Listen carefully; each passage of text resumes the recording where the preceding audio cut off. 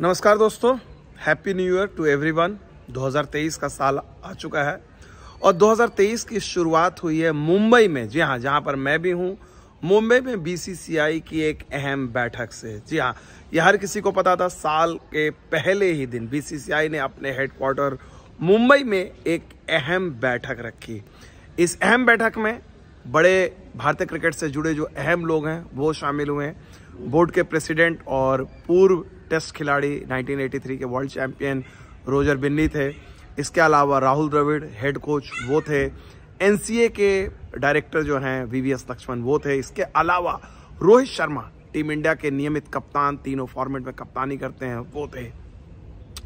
और ये जो मीटिंग हुई इसमें कई अहम मुद्दे थे। बीसीसीआई ने खुद प्रेस रिलीज जारी करके कहा कि रोड मैप, आप देख सकते हैं ये रोड मतलब भारतीय क्रिकेट का रोड मैप क्या हो गया 2023 वर्ल्ड कप को लेते हुए, क्योंकि अब से करीब 8 महीने बाद, बहुत ज़्यादा वक्त नहीं बचा है।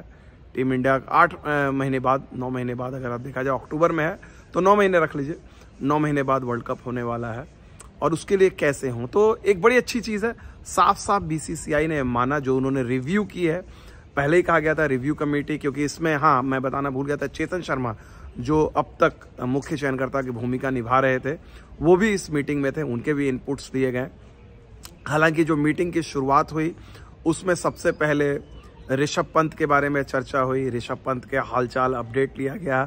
सारे लोग जो आए थे वो पंत को लेकर काफ़ी कंसर्न थे। फिर अश्योर कराया गया, बीसीसीआई की तरफ से बताया गया कि किस तरह से वो पंत और उसके परिवार के साथ टच में हैं, और कहा गया कि उनकी रिकवरी को लेकर पूरा ध्यान रखा जा रहा। उसके बाद मुद्दे आए क्रिकेट पे, और क्रिकेट पे सब किसी ने खुलकर अपनी राय रखी। जो पक्ष से, चाहे आप चीफ सेलेक्टर की बात करें, हेड कोच की बात करें, कप्तान की बात करें, सेक्रेटरी की बात करें, प्रेसिडेंट की बात करें, वीवीएस लक्ष्मण की बात करें, हर किसी ने अपनी राय रखी, खुलकर बातें हुई। और जो सबसे अहम चीज़ है, बीसीसीआई ने माना कि जो सबसे अहम इशू है भारतीय क्रिकेट में वो है एक फिटनेस का इशू।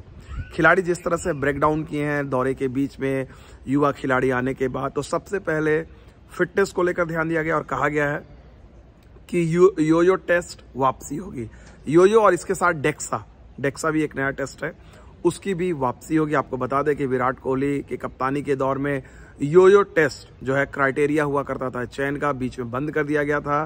किसी को ये आइडिया नहीं था ऐसा क्यों बंद हुआ, लेकिन एक बार फिर से योयो टेस्ट की वापसी होगी। यानी एक सर्टेन फिटनेस स्टैंडर्ड हर किसी को मेंटेन रखना होगा। ये एक अहम रिकमेंडेशन है, इसको माना जाएगा।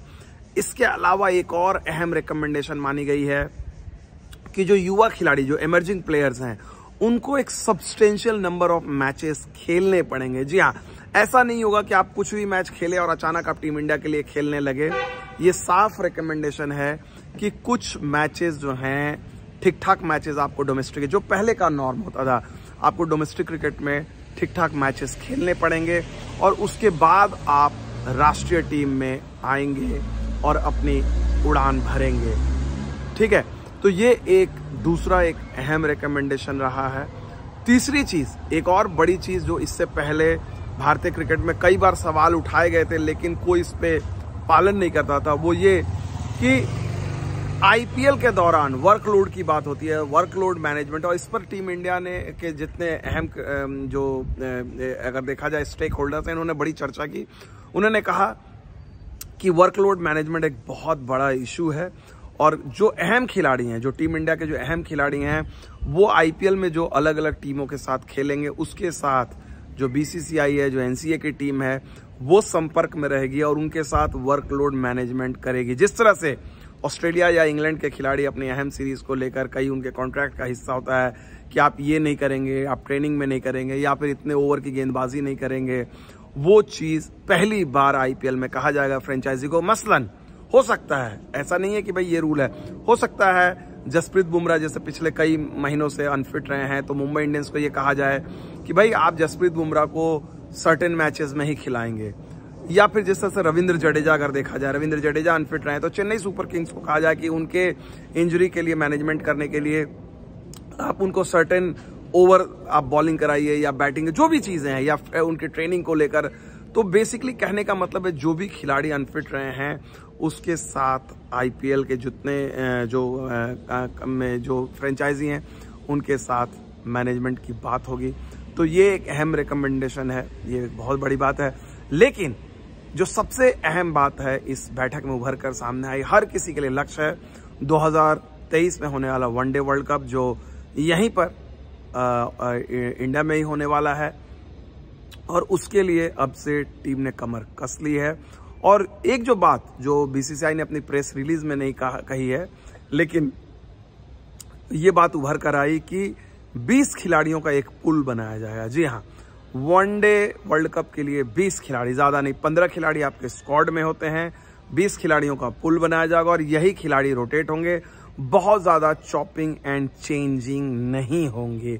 जिस तरह का हाल हमने T20 वर्ल्ड कप में देखा था, बहुत सारे बदलाव हो रहे थे, अनसर्टेन थे, ये भी आ रहा है, वो भी आ रहा है, ये भी खेल रहा है इवेंचुअली।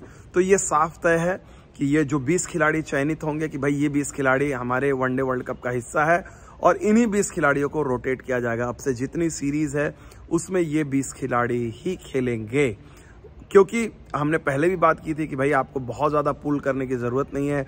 15 खिलाड़ी आपको पता होते हैं, 11-12 आपके क्लियर हैं, 2-3 और आप रखते हैं और हर पोजीशन के लिए आप एक बैकअप रखते हैं, इससे कंफ्यूजन नहीं रहती है।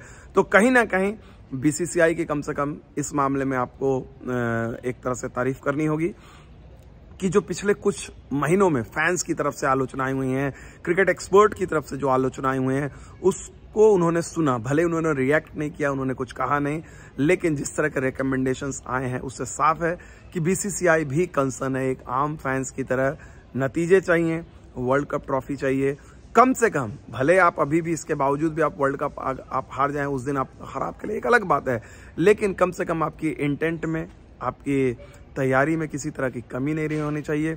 तो ये एक अहम रिकमेंडेशन रहा है, आपको मैंने बताया और इस पर और आगे चर्चा करेंगे, कुछ और विस्तार से खबरें आएंगी। मैं लगातार आप लोगों को अपडेट देने की कोशिश करूंगा। नए साल में हम उम्मीद कर सकते हैं टीम इंडिया जो है 2022 की जितनी नाकामी थी, क्योंकि वो बहुत ही एक तरह से देखा जाए हॉरिबल ईयर था। आपने साउथ अफ्रीका में हार से शुरुआत की टेस्ट सीरीज में, उसके बाद बांग्लादेश में आप हारते हारते बचे टेस्ट सीरीज, लेकिन आप वनडे सीरीज में आप हार गए। नए साल में कई उम्मीदें हैं, भारत में वर्ल्ड कप हो रहा है, इसके अलावा वर्ल्ड टेस्ट चैंपियनशिप जो है इंग्लैंड में होगी, फाइनल होगा, ऑस्ट्रेलिया का जाना पक्का है, भारत दूसरी टीम हो सकती है, भारत के चांसेस बहुत अच्छे हैं। ऑस्ट्रेलिया के खिलाफ टेस्ट सीरीज है, 4 मैचों की टेस्ट सीरीज है, वहां पर ऑस्ट्रेलिया को अगर बुरी तरह से टीम इंडिया हराती है तो भारत का एक बड़ा, मतलब एक तरह से देखा जाए चांस, मौका बनेगा। हाँ, एक और अहम बात, रोहित शर्मा के आगे लिखा हुआ था टीम इंडिया कैप्टन, यानी कहीं से भी ये डाउट नहीं है कि वो अक्रॉस द फॉर्मेट के कप्तान फिलहाल हैं और इससे उन्हें बुलाया गया। फिलहाल इन तमाम अपडेट के साथ मैं अभी अलविदा लेता हूं, लेकिन इससे जुड़े और अहम मुद्दे पर मैं आप लोगों के साथ फिर जुड़ूंगा। बहुत बहुत शुक्रिया।